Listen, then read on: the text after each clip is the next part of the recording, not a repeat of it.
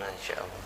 Orang Tarim itu di Hadramut sampai sekarang kita lihat kambingnya itu ketika digembala, ketika jalan, mulutnya itu dikasih umplung, diumplung, ditaleni, dikasih tali, kayak kudan itu dikasih umplung. Apa umplungnya? Kaleng.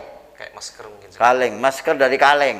Sehingga kambing ini tidak bisa makan rumput sembarangan. Ingin mendapatkan informasi eksklusif seputar kegiatan dakwah, jadwal streaming, dan manfaat ilmu dari guru kita Al-Habib Hasan bin Ismail Al-Mudhar?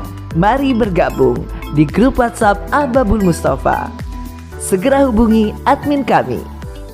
Ya Habibi ya Muhammad. Saya pelihara domba untuk jualan domba, Ustaz. Terus yang saya tanyakan, gimana hukumnya mengambil rumput di tanah milik orang lain karena saya nggak punya lahan untuk nanam rumput, jadi ngambil di perkarangan tanah yang kosong atau orang lain, katanya. Itu bagaimana? Tanah milik orang, semua yang ada di tanah itu milik orang.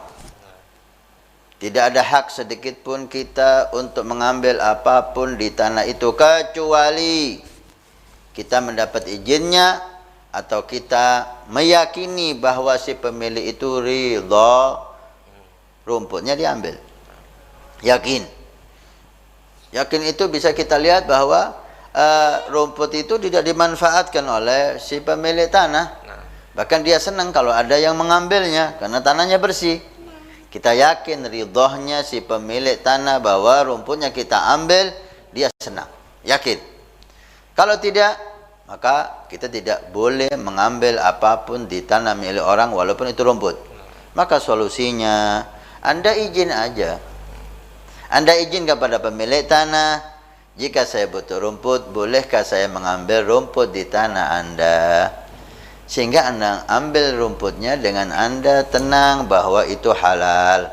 Jangan sampai Anda mengambil rumput tanah seseorang dan Anda masih ragu ini halal atau haram. Apalagi kalau si pemilik rumput tanah itu tidak ridha, maka rumputnya jadi haram. Anda beri makan domba Anda dengan makanan haram, maka hasil rezeki Anda juga tidak murni dan tidak bersih. Yang akhirnya keuntungan hasil domba Anda, di situ juga ada hal-hal yang tidak diridhai oleh Allah Subhanahu wa taala. Dikatakan oleh Nabi sallallahu alaihi wasallam dalam riwayat, seseorang yang mengambil batang kayu kecil untuk tusuk gigi.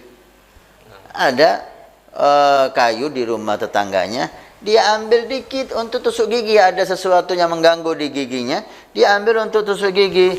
Ini diriwayatkan oleh Nabi sallallahu alaihi wasallam dengan diceritakan dosa yang begitu besar. Hanya kayu kecil untuk tusuk gigi. Bagaimana dengan rumput yang banyak? Bagaimana dengan buah-buahan? Man akalal haram asad jawarihuhu sya'a am aba. Siapa yang makanannya haram, maka dia khawatirkan akan bermaksiat kepada Allah Subhanahu wa taala. Kullu lahmin nabata min haram fannaru aula bih. Semua daging yang tumbuh dari rezeki yang haram, maka nerakalah tempatnya.